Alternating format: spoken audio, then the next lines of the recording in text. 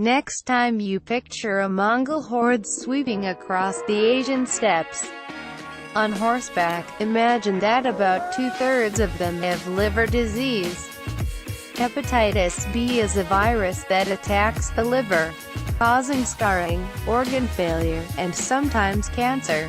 Its origins and evolutionary history are still a bit of an enigma, but viral DNA left behind in the bones and teeth of ancient people from the Asian steppe may help reconstruct part of our long history with the disease.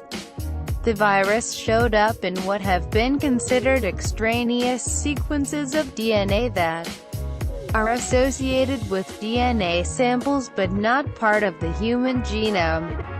Typically, software gets rid of these sequences and uses what's left to assemble the human genome, while DNA sequencing has focused on the human portion of human genome data. That's starting to change.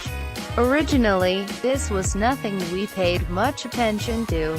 It was just expensive and kind of a waste product, but now we've started investigating this waste product for possible positives, said Copenhagen University evolutionary geneticist Aske Willerslev.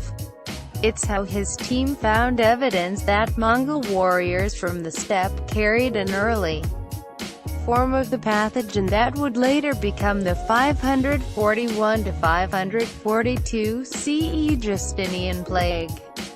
Viruses show up during DNA sequencing for two reasons.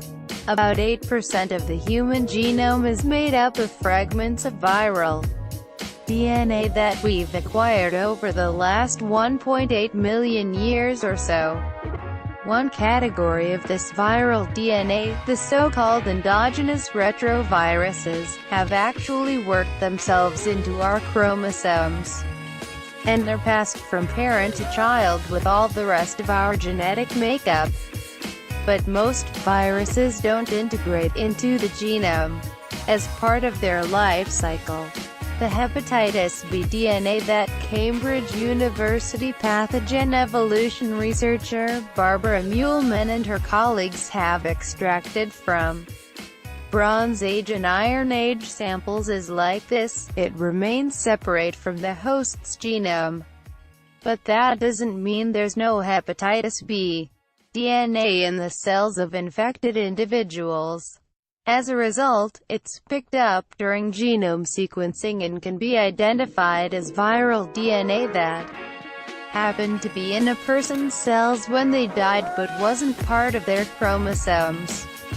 Researchers call this exogenous viral DNA. A 4,500-year-old sample from the group is the oldest exogenous viral DNA ever recovered so far, beating out a 450-year-old hepatitis B sample found in an earlier study. When Muehlman and her colleagues sequenced 304 genomes from the skeletons of people who lived on the steppe during the Iron and Bronze Ages, from about 4,500 years ago up until about 800 years ago, they checked the waste sequences for possible evidence of ancient infections. 25 people out of 304 had DNA from the hepatitis B virus in their bones. The samples that are sequenced are obviously either teeth or bones, and we think that the reason why we find viruses in those samples is because those are tissues that have blood flow going through them, and the virus gets to a high concentration in the blood, which is why we find them in those tissues, said Muehlman.